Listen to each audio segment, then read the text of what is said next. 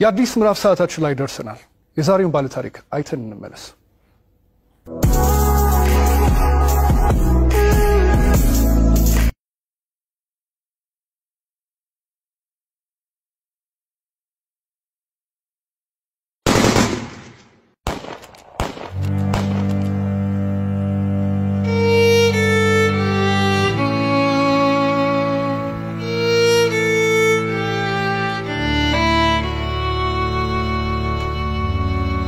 ሰሜ ብርቱካን እባላለሁ። ተወልጄ ያደኩት ስናን ወረዳ ነው። ከእናትና ከአባቴ የመጀመሪያ ልጅ እኔ ነኝ።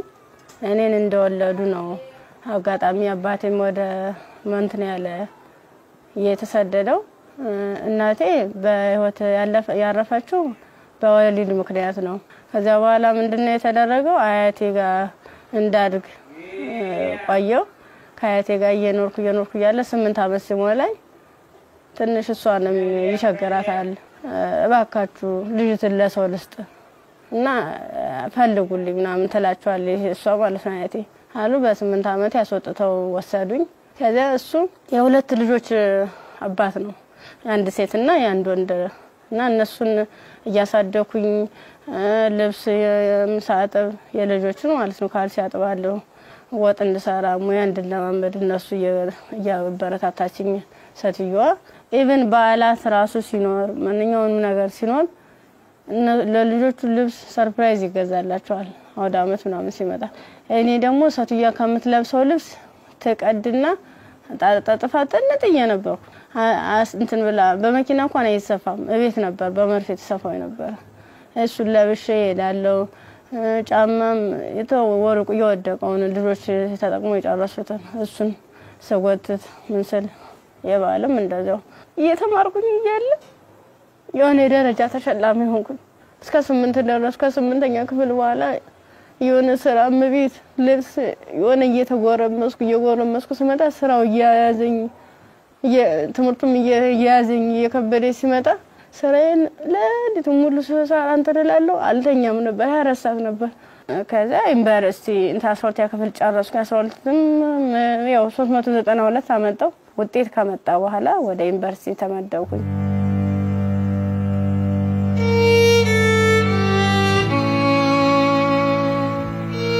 ዲፓርትመንት መረጥ በፋርማሲ ግስገባ በቃ እነሱ ራሱን ማበረታታት ጀመሩ። አይዞሽ ኢቭን ደፍተር እስክሪብቶም የሃንዳውትም ሙሉ ነገሩን እየሸፈኑልኝ ነበር እነሱ ነበሩ ቢሮ ላይ ማለት ነው።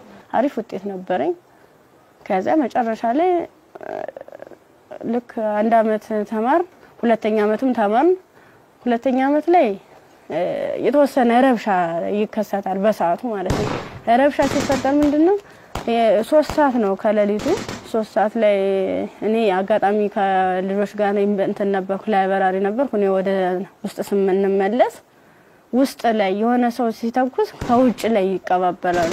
ከዛ አረ ምንድነው በዚህ ወጡ በዚህ ወረዱ እንዲ ወንበስ ወሉ እንትን ታኙ ተንበልበሉ ምናምን ይሉናል። ከዛ ልክ እየተኛን እየተሳብን እንደባብ እየተሳብን እየሄርን ያለ መጨረሻ ላይ እዚህ ጋር ገቡ በቃ እናምልጥ እንደዚህ ያለን ሰዎች ለካ ውስጥም ውጭ የሚተኩስ የነበሩት እነሱ ናራዋል። ውጭ ላይ ስንል ምንም የተተቀለብስ አለበሱ። ከዛ አንደኛው ተጥቅ የለበሰው እዚህ ጋር ገቡ ምክንያቱም እንደዚህ ድብልቅልቁ እየወጣ ነው እንዴ ህይወታችን ማትረፍ አትፈልጉም ሲላን እሺ ብለን ታርጋብገባን ሰው ሁላችን ሰዎች አንድ ላይ ወጥተን ገባን። አንድ ላይ ገባን በቃ ፍስፍስ አርገው ይዘው ሄዱ። እየከለሉ ሄዱ። ምንድነው ወደ ጫካው ስንዳረስ ሰውነታቸው መከለል ጀመሩ። ያ ማለት ምንድነው አይናቸው ብቻ እንድትታይ ነገር ግን ሌላ አካላቸው እንትና ሙሉ ብረት ነገር ነው። ስንገባ ምንድነው ኖርማል ወታደር ነበር ግን እኔ ምን እዛው ላይ እየቀየሩን ምን ሰዓት እንደቀየሩ ማላየናቸው። ከዛ ይሄርን ያለ ጫካ ስንጀምር መኪናውን ከዚህ በኋላ መኪና መግባት አይችልም ወራዱ በግራችን ዱብ ይያል ነው ምንሄዳ። ልክ በግራችን ይሄርን ይያለ እንትን አይናቸው ብቻ እንድትታይ ሌላቸውን ሸፈኑና ጸጉራቸውን ገለጡት። ያኔ ኬፕ ነገር ነበር የለበሱ። ጸጉራቸውን ተሲሉት እንዴ እንደሹ ቀጥ ያለ ነው። እንሄዳለን መንገዱ ያልቀም 6 ሰዓት ፈጀብን።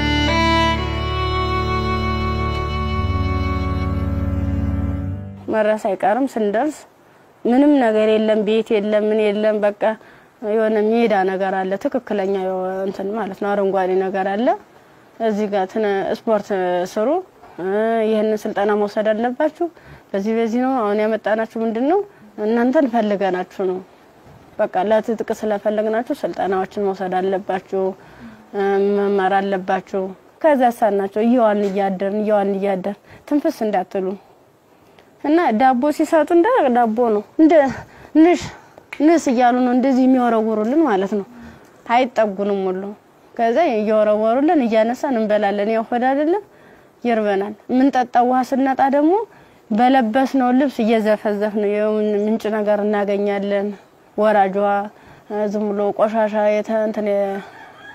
የተገደበ ነገር እናገኛለን እሱን ልብሳችንን እንዘፈዝፍና እንዲ ለመጥለቅም ስለሚቀፍ ልብሳችንን ዘፈዝፍና ልብሳችንን እየጫመቅን ነበር እንደዚህ ያንጠፈጠፍን ነበር ልብሳችንን እየመጠጥን ምንጠጣ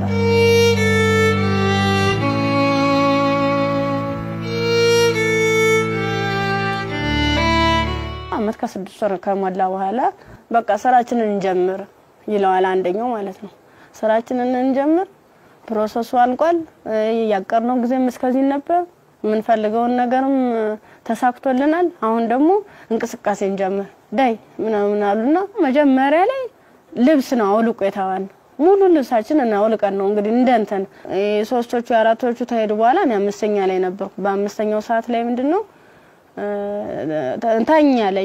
ታኛው ከተኛው በኋላ እየተካኩ ነበር ሲደፍሩ የነበሩ ማለት ነው ከዛ እየተካኩ እየደፈሩ ካደረጉ በኋላ ከደፈሩ በኋላ ምንድነው እንትን ራሴን ስስት አይ እንደዚያ ከሆነማ በዚህ ነው ስሜታችን የሚኖርልና እንደዚህ ያደርጋ ይሆን እንደ 6 አይነት ነገር እንደ 6 ይሆናል እንደ ፌሮ እንዲ ነው ቀጥታ እንደዚህ ሲወጉ የነበረ ማለት ነው ጥቅጥቅ ካደረጉት በኋላ ሰዳስሰው ራሱ ቁስሉ ይታወቀኝ ነበር ዘንዲታኝቼ ወድቄ ራሱ ማለት ነው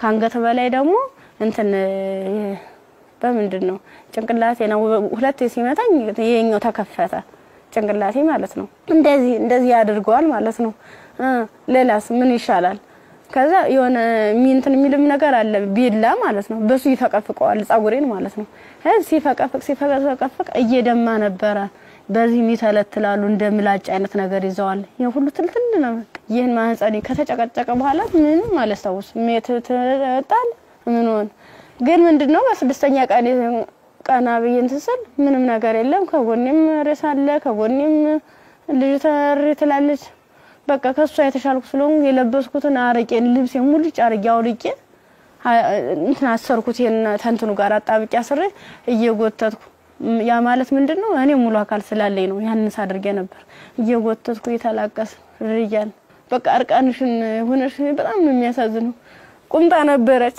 ቁምጣዬን ደግሞ ያላስለብሰኝ ያለ ቁስሉ ማለት ነው እንዲ ክፍቱን አድርጌ ልብሴን ግን ሙሉ ቃኔ ለሷ ለበስኳት የለበስኳት አንድ ቀሚስ ነበርና ቁምጣ ከስር ለብሼ ነበር የለበስኳት ልብስ በቁምጣዬ ማሰር አልቻልኩም አውልቄ ሁሉ ሞክሬያለሁ ሙሉ ደም ማለት ነው ከዛ በሷ አሰርኩና የወጥቱ ሰል ገሩ ይመጣሉ በሰዓቱ ማለት ነው ከዛ እንዲታ ያንዘላዘሉ እንትን ብላ እንደዚህ ተሸክሙ ያንዘላዘሉ ይዘዋት ይሄዳሉ ሀይዟ ሲሄዱ እኔ አልሰማማ እንትን አለለም በቃ እንዳንችንስ አንችልስ ገላጌ ተገኘ ብላኝ እኔ እንጂ ይብለኝ ደህል እንዴ በጣም አረ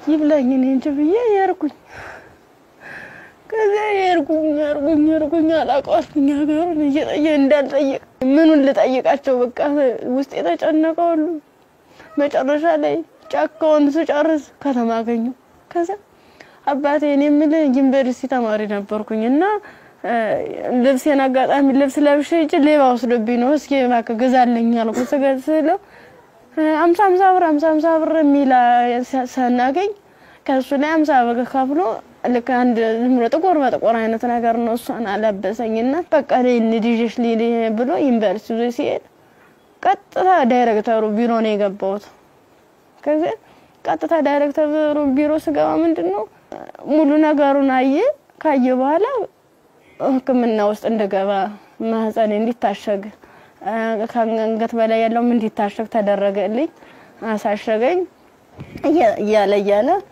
በቃ ሰለቹኝ ማለት ቁስሉም ሊድን አልቻለም እነሱም ካቅማቸው በላይ ሆነ እኔ አማራጭ ምንድነው ዩኒቨርሲቲው ትምህርት ቤቱ ፊት ለፊት መለመን ጀመርኩኝ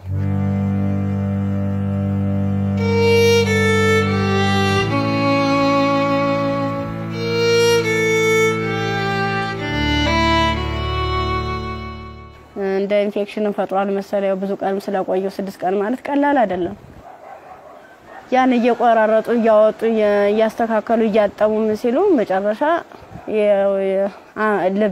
የልብም ከዝ እንዳለብኝ የታወቀም እዚያ ነው ልክ በራሳቸው መኪና ነው ወስደውኝ አምጥተው እዚህ ጣሉኝ አዲስ አበባ ማለት ነው ከዛ አዲስ አበባ ሲጥሉኝ ምንድነው ወዴት ልሂድ በቃ ህይወት መስቀልቅል እንዳለብኝ እብዶንኩኝ አበርኩኝ ከጊዮርጊስ ወደ ማርያም ሄርኩኝ የማርያም ቀን ነው ልሂድ እስኪ ምናምን በየሰው በሚሄድበት እየተከተልኩ እዛ ሰል ቅድስት ማርያም ይላል እዚያ ቁጭ ብዬ እየለመንኩኝ ታገኘኛለችና ብር ተሰጠኛለች 50 ብር ተሰጠች በኋላ ምን ፈልገሽ ነው ምናምን አይዞሽ ምናምን አለችኝ እኔ ኮሌጅ ተማሪ ነኝ እና በዚህ ረብሻ ምክንያት ነው እንደዚህ ተፈጠረው እንዴት ላርግ እንዴት ልሂድ ብለሽ አልኳት የት ልሂድ ብለሽ ስላት አይ እንደዚህማ ከሆነ ከኒልክ እንትን ጤና ጣቢያ እንወሰደሽ ብሎ ጤና ጣቢያ ሲሄድ የምጥ መርፌ ሰጡ እስቲሽ አደረጉ ከተወለደ በኋላ በጣም ራበኝ በቃ ምኑን ላጥበው ማጣው ሳጣ ሲርበኝ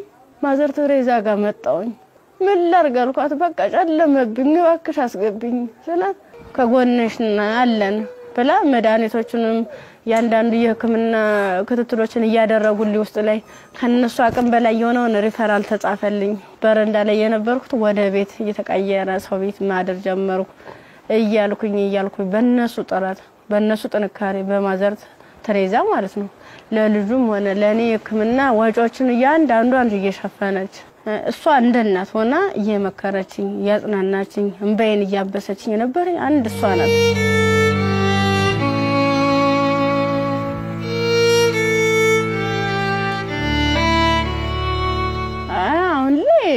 በጣም ከባድ ነው ልጁም ከፍ ያለ ሲሄድ ጡት በማጥዋት በሚችልበት ሰዓት እየደከመኝ ያመመኝ ትንፋሽ ማጣር በቃ ድክም ይለኛል መንቀሳቀስ አልችልም ያን ያክል ማለት ነው ብዙ መድኃኒቶች ነው ወስደው የሚዋጥ መድኃኒት አለ መርፌ አለ እና እነሱን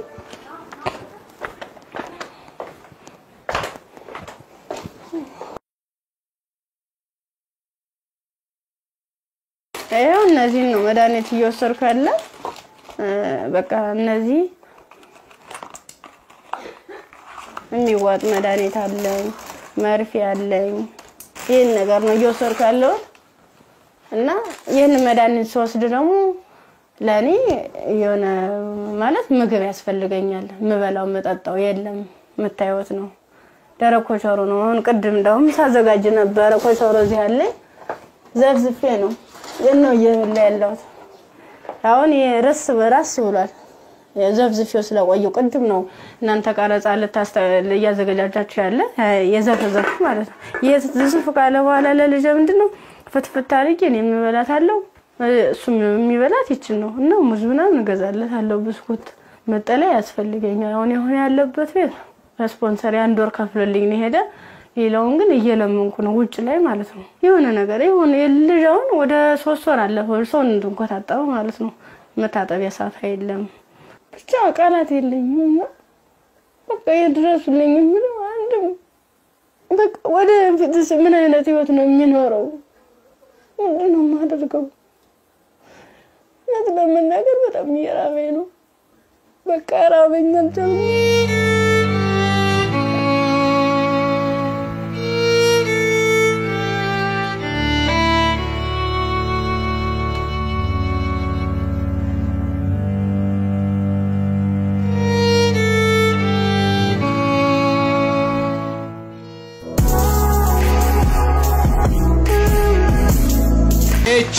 HOH ሞተር ዘይት ለአፍሪካ መልካም ምድር እጅግ ተስማሚ በሆነ በጀርመን ቴክኖሎጂ በከፍተኛ ጥራት የተመረቱ HOH ሞተር ዘይት HOH ግሪስ HOH ኢንዱስትሪያል ዘይቶች የአቅርቦት እጥረት አይታሰብም Ovid Real Estate ልማትን ራዕዩ አድርጎ እጅግ ግዙፍ በሆነ ቦታ ላይ 60,000 መኖሪያ ቤቶች የሚገነቡበት ስማርት ከተማ ለቤት ፈላጊዎች ለማስረከብ 24/7 ሌት ተቀን በመስራት ላይ ይገኛል ራዕያችን ልማት ነው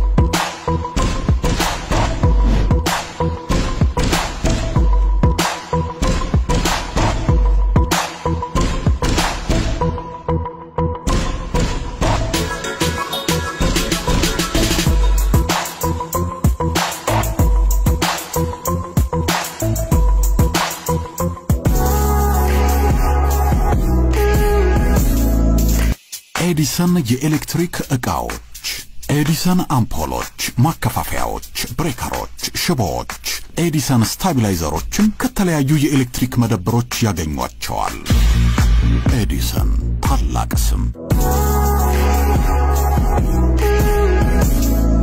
የብርቱካንን ታሪክ ነበር አይተን የተመለስነው ከዚህ ቀደም ብዙ አይነት እንደዚህ አይነት ታሪኮች ተሰርተዋል ግን ይሄ እውነት ከኢትዮጵያዊነት የወጣ ፍጹም ኢትዮጵያ ውስጥ ይሄ ነገር ሲያጋጥማሉ ይብለን እንድናስብ ራሳችንን እንድንጠይቅ የት ነው ያለነው የቱ ጋር ደርሰናል ብለን ያየንበትም ታሪክ ነው ብርቱካን በጣም ተስፋ የነበራት ለዓላማዋ ታግላ እዚህ ጋር የደረሰች ጎበዝ ጠንካራ ወጣት ተማሪ ነበረች ከዛ በኋላ ግን የመጣባት ነገር የሚያሳዝን ነው የመጣባትን ነገር መቋቋም ባልቻለችበት ሁኔታ ላይ ደግሞ ተጨማሪ ነገር ወደ ህይወቷ መጣ ያም ልጇ ነውና ለልጇ ብርቱካን ምን ብላ ይሆን ታሪኳን የምትነግረው ብዬ ሳስብ ነበር በጣም የሚያስጨንቅና የሚረብሽም ጭምር ነው የሷም ህይወት ተበላሸ ስንል እንደገና ደግሞ ህፃን ልጅ ወደዚህ አምጥታለች የዛ ህፃን ልጅ ተስፋውስ ምንድነው ነገስ የሚመለስለት መልስ ምንድነው ይሄ ልጅስ እንዴት አድርጎ ነው አድጎ ሀገርን የሚረከበው ብለን እንድንጠይቅ የሚያደርገንም ይመስለኛል የብርቱካን ታሪክ በጣም ብዙ ሴቶች ላይ ያጋጥማል ግን ደግሞ ይሄኛው ሚዘገንንና ለመስማትም ለጆሮም ለማየትም የሚቀፈው ነው ያገኘው ያው ሰው ስትሆኚ ተፈተኛለሽ አንዳንዴ የፈተናም አይነት አለው እንዴት ያለሽ በቃ በርግጥ ላያስችል አይሰጥም ይባላል ግን ደግሞ አንዳንዴ ከመቻል በላይ የሚሆኑ ፈተናዎች አሉና እንደ ኢትዮጵያ እንደ ሀገር ደግሞ ስታስቡ እንደዚህ አይነት ሁኔታ የሚደረግበት ማህበረሰብ ውስጥ ነው እንደ ያለነው በምን አይነት ሁኔታ ነው ህይወታችንን እየመራን ያለነው የሚለው ራሱ ሌላ ጥያቄ ነውና በጣም ከባድ ነው የብርቱካን ቪዲዮንም ቁጭ እየሳየው እውነት ለመናገር አንደበት የለኝም ከአምሮ በላይ ነው እጅግ በጣም ይሰቀጥጥና የሚዘገንን ከመሆኑ ብዛት የተነሳ ጭራሽ እንደውም ፊልም ነው እንዴ አክቲንግ ነው እንዴ የሚያስብል ሁላ ምክንያቱም ያው ብዙ ሆረር ፊልሞችን እንሰማለን ግን የእውነት መሬት ላይ የወረደ እንደዚህ በዚህ ልክ የሚሰማ ነውር ሁላ አለ ወይ እስከ ማለትም ድረስ አለና ብርቱካን እንግዲህ ስቱዲዮ ውስጥ ትገኛለች አብረን ቆመን እንቀበላለን ኳንደና መጣሽ አረፈ ዲንሽ ብርቱካን ኳንደና መጣሽ በጣም ነው የምታምሪው በጣም ቆንጆ ከለሯ ራሱ እንዴት እንደሚያምር ያው ዩኒቨርሲቲ ስንሄድ ሁላችንም እናስበው ነገር አለ አይደል ቤተሰብ ጋር ያለው ደስታ አለ ስትሄጂ የምትዘጋጁ ዝግጅት አለ ከሄድሽ በኋላ ደግሞ ያው ቤተሰብ ነው ገንዘብ የሚልከው እንፈልገው ነገር ያን ጊዜ እንዴት አሳለፍሽው ስትሄጂስ እንዴት ነበር ሲሄድ 300 ብር ነው የተሰጠኝ ያ ማለት ያንቺ 300 ብር የሆነ ቦታ ላይ ትላካል ማለት አይደለም አድርሶ የሚመልሰኝ ነው አመት ሙሉ የሚዘልቅ ማለት ነው ጓደኞቼ በፕሌን ጓደኞቼ በመኪና እየተመላለሱ በዓላትን ሲውሉ እኔ ግን ለአንድ አመት ተውሎ 300 ብር ነው ካልኩሌት ተደርጎ ይሰጠኝ ነበር ስንት ነበር ትራንስፖርት 150 ብር ነበር ሄጃው እንደ ሴት ደግሞ ለሴት የሚያስፈልግ ነገር አለ ምን እንቀባዋለን የተፈጥሮ ጉዳይ አለ ለዚህ ሁሉ ነገር ገንዘብ ያስፈልጋል በምን ነበር ያን ነገር ጓደኞቼ የተሻለ ህይወት ነበር እንትን የሚሉ ባለሀብት ልጆች አሉ እነሱ ነበር የሻር እያደረጉ እያዋጡ ነገሮችን የሚሸፍኑ ኢቨን ሞዴስ ራሱ ይገዙልኝ ነበር ጓደኞቼ ነበር ከጎን ያሉት ማለት ነው እሺ ከዛ በኋላ ያ ሁሉ ነገር አለፈና ዩኒቨርሲቲ ገባሽ ዩኒቨርሲቲ ገብተሽ ሁለተኛ ዓመት ተማሪ ሆነሽ ነው ይሄ ነገር ያጋጠመሽ እንዴት ነበር እስቲ ጊዜውን አስተውሽ ማለት በጣም ነው የሚከብድ 3 ሰዓት ላይ ልክ ከላይ ወረ 3 ሰዓት ዘጋብኝ መመለስ አልፈልግ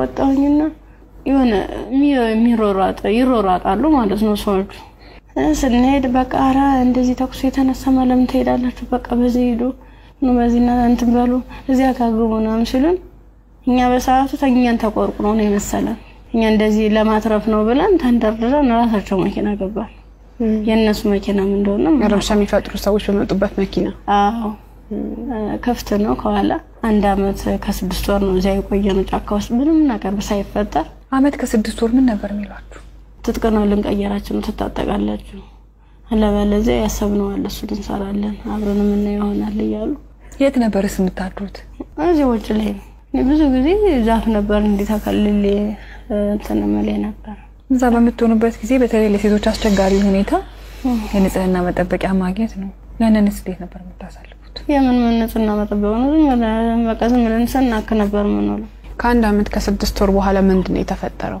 መጨረሻችን ላይ ሰልፍ አሳለፉን እርቃናችንን ነው ልቀው ልብሳችንን ካወለቁ በኋላ ሰልፍ አስያዙ እኔ አጋጣሚ ከአምስተኛ አካባቢ ላይ ነበርኩኝ ግንኙነት ከተደረገ በኋላ እንዴ ሲጨቀጭቁ ራሱ በፌሮ ሲወጉ አላስታውስ ደንዝዟል ሰውነት ምን ያህል ሰው እንደተደረገ አላውቅም በስድስተኛ ቀን ስነቃ እንደ ማባላ ነው የሚፈሰው እሷ ደግሞ አንድ አካል ስለጎደላት ምንድነው አማራጭ የለበስኩት ልብስ አውልቄ ለሷ ነገሮቿን አስሬ ነው ቅፋ እየወተቱ ጀመረ ጀመሩ እንዳላዝላት አልችላትም ከዛ አብረን ነው ቆመን ሄደው አንጀን እኮ ተቸሻለ ድምጽ ጥለኝ እንዲሁ ነው ሁለት አካል ስንኩል ማን ይቀበለናል አልኳት እንግዲያቱ ማንም ቢሆን እንደዚህ ደም እየፈሰሰ እንደዚህ ምድሩ ሁሉ ጨልሞብኝ ነገ ወደ የተሻለ ህይወት አገኛለሁ ብዬ ነገ ወደ ጥሩ ቦታ ደርሳለሁ ብዬ አሰብኩት ይስልኝ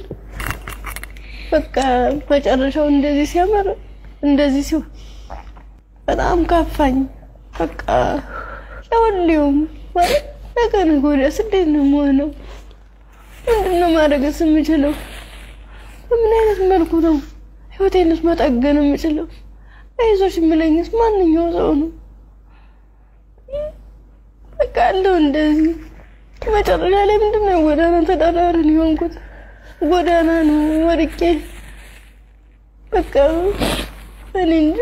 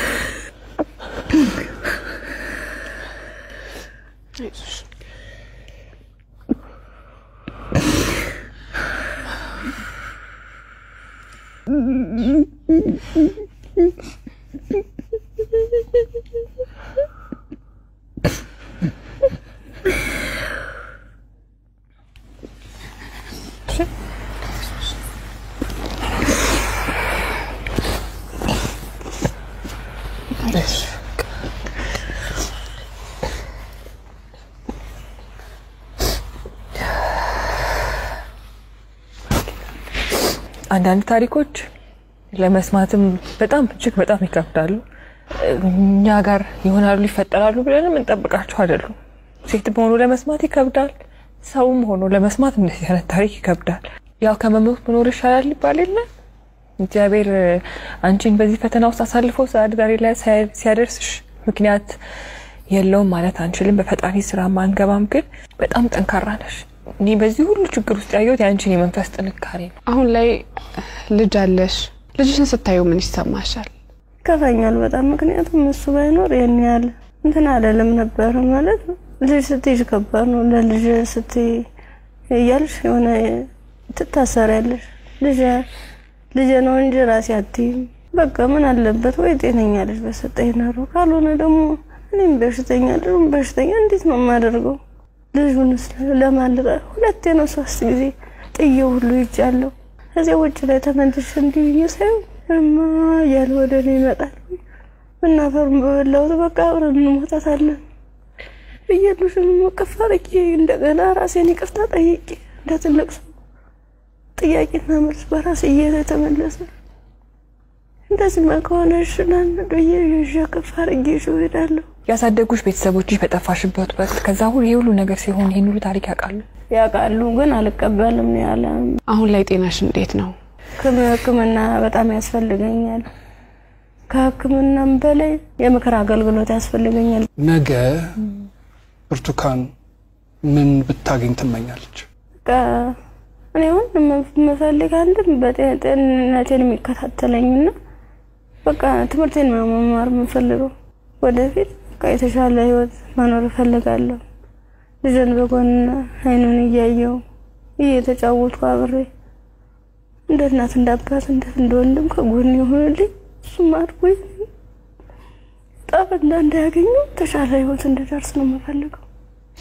ዛሬ ወደ አዲስ ምዕራፍ የሚያሸጋግሩሽ ስጦታዎች እኛ እናበረክትልሻለን። እንግዲህ ብርቱካን በጣም ብቻሽን በከባድ ሁኔታ ልጅሽን እያሳደግሽ ነው የምትገኘው። በመሰረታዊነት በመጀመሪያ የሚያስፈልግሽ ደግሞ የቤት ኪራይ ድጋፍ ነው። ኢቢኤስ ቴሌቪዥን ይሄንን ስለሚያምን ደግሞ የ1 አመት ያለምንም ሐሳብ ከልጅሽ ጋር ሆነሽ ራስሽን እስክትቋቋሚ ድረስ የ1 አመት የቤት ኪራይ ይሸፍንልሻል። ሌላው እንግዲህ እኔም በጣም ተርቤያለሁ። ልጄንም ለማጥባት ደግሞ መብላት አለብኝ።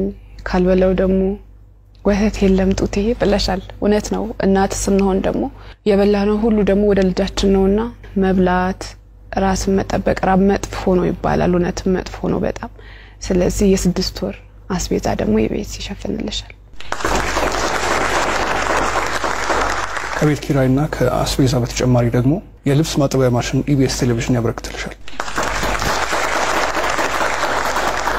በጣም ትምህርትሽን ተወጃለሽ፣ መማር ትፈልጊያለሽ፣ መለወጥ ትፈልጊያለሽ። ባላሰብሽው ባልጠበቅሽው ሁኔታ ከትምህርትሽ ገበታ ወደ ኋላ ቀርተሻል። ያኔት ኮሌጅ ደግሞ በመረጥሽው በፋርማሲ ሊሆን ይችላል፣ በነርሲንግ እንዲሁም ደግሞ በላብራቶሪ ቴክኒሻንነት 2 ቅርንጫፎች አሉ። ከሁለቱ በአንዱ ቅርንጫፍ መርጠሽ ትምህርትሽን እንድትከታተይ ትምህርት ቤት ወጪሽን ሙሉ በሙሉ ይሸፍንልሻል።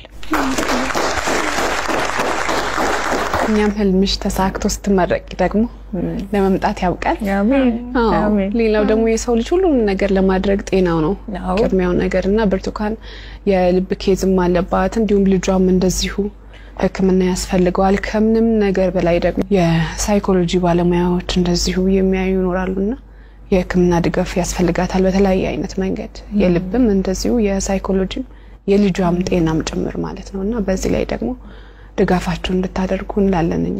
እንዲሁም ደግሞ ሀገር ውስጥም ከሀገር ውጭም ያላችሁ መልካም ደጋግ ኢትዮጵያውያን ይሄን ፕሮግራም የምትከታተሉ እንግዲህ መቼም ዝም እንደማትሉ ፍጹም እምነታችን ነው።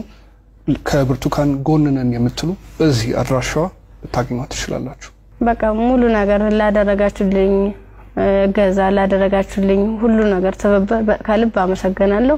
ኢቢኤስ ቴሌቪዥንም እድሜ ጤና ይስጥልን። በጣም ነው ማመሰግነው። ወዳችኋለሁ፣ አከብራችኋለሁ። ነገ ወደ ደግሞ የኔ ህይወት ተሳክቶ የኔ መጥቼ እናንተ መጥቼ እዚህ ውስጥ ማስደስተበት ቀን ይናፍቀኛል። ደግሞ ማደርገዋለሁ። እናምናለን እኛ። የአዲስ ምዕራፍ ሰዓታችን ይህን ይመስል ነበር። እሑድም በኢቢኤስ ይቀጥላል። መልካም ጊዜ።